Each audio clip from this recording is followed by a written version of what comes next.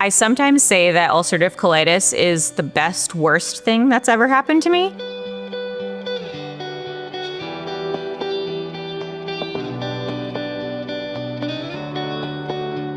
It's been 13 years since I was diagnosed with ulcerative colitis. I had all of the typical symptoms that you would think of when you think of ulcerative colitis: fatigue, diarrhea, and it was a pretty rough time. Shortly after I graduated from college, I had started my new first big girl job, and about 3 months in, I thought I got the flu. And the unfortunate thing was that it just kept going.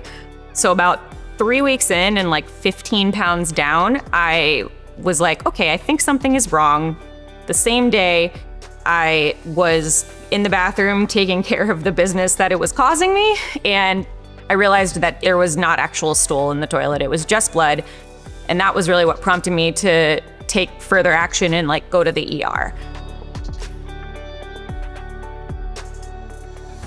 They gave me every diagnosis and every undiagnosis you can imagine in like the GI area. It was like Crohn's disease, just kidding. Celiac, just kidding. Like lactose intolerant, just kidding.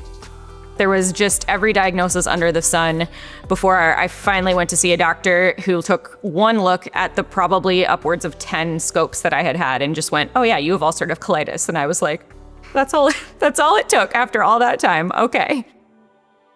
So it was about 2 years in before they finally gave me a solid diagnosis.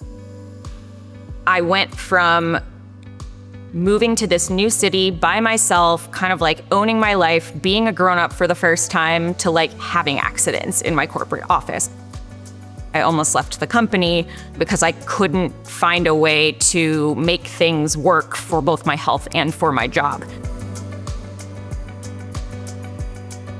I sort of started to get into looking for the community in the IBD space. I didn't know anybody that had Crohn's or colitis.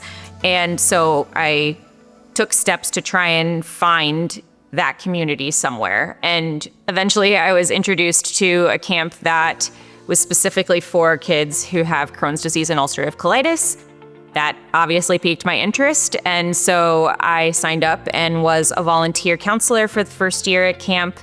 I go for a week every year, and it is the thing that refills my cup the most. It kind of puts things in perspective. Camp is transformative for more reasons than I have words to say.